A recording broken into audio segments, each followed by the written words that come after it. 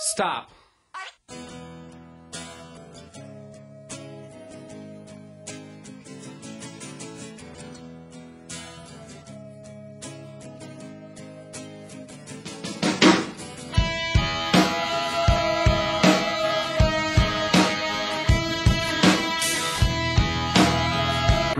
I retired. I've become temporarily challenged.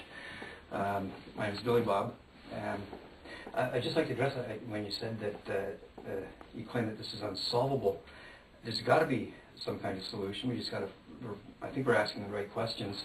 The first time I was on the street was 1974, and I was 14 years old in Ottawa.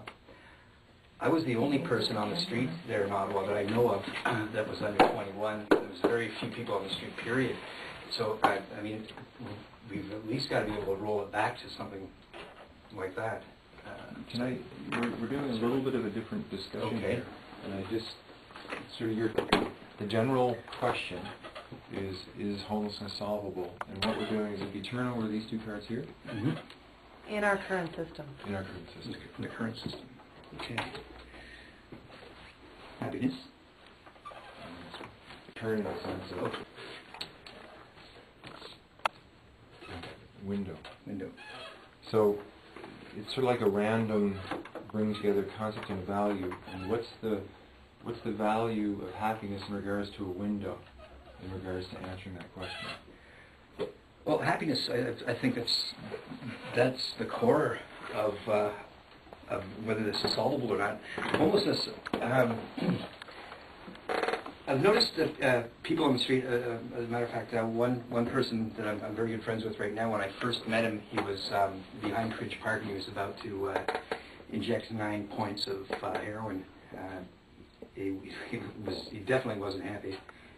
He was intending on committing suicide, and I brought up the point to him that we both lived in the same neighborhood. We were very close together. We were both sleeping in the same, just a couple doorways down from each other.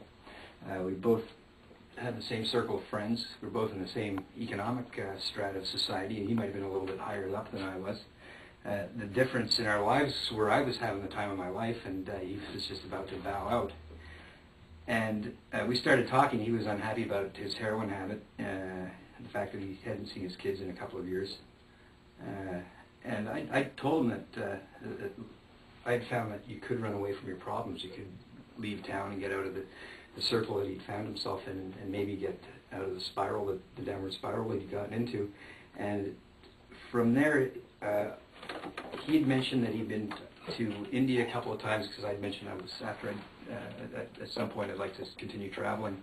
He'd been to India, Nepal, and Afghanistan, and I got pretty upset with him at that point that he was going to kill himself and deprive, as a selfish reason on my part, he was going to deprive me of the stories that he had about these places that he traveled to. He got to talking about his past and how much fun he'd had traveling, and the happiness that he'd had in his life, he started remembering that, and he also remembered that he had quit heroin on a number of occasions before. And he resolved to get off it, which he did, and he's still on the street, but his perception of being on the street is completely different now. He's definitely a happy camper. But not everybody wants to get off the street. If I was to get off the street, I wouldn't. I don't want to become a second-rate consumer, which a lot of people are going to become once they get off the street. I think happiness is really important to your satisfaction with your lot in life and what you want to do with it. Okay, now turn over the next card, homelessness solution. We have got create a city-owned housing development corporation to fund, build, and manage a major expansion of Victoria's supply of non-market permanent housing targeted to a range of groups. Long-term action guard. So what's the relationship between happiness, a window, and that particular solution? Well, the permanent housing, I believe, is more important than the shelters. Of course, are a short-term solution. A lot of people seem to think that's the be-all and end-all. Once you have enough shelters to house people, the problem would be easier to ignore. I would think. I myself don't stay in any of the shelters. I find it's an institutional feeling. Of course, it is an institutional thing, but it attracts. There's a Jill mentality. I find there's a lot of little games, that are being played in the shelters by the people that need them, and they're just not a pleasant place to stay.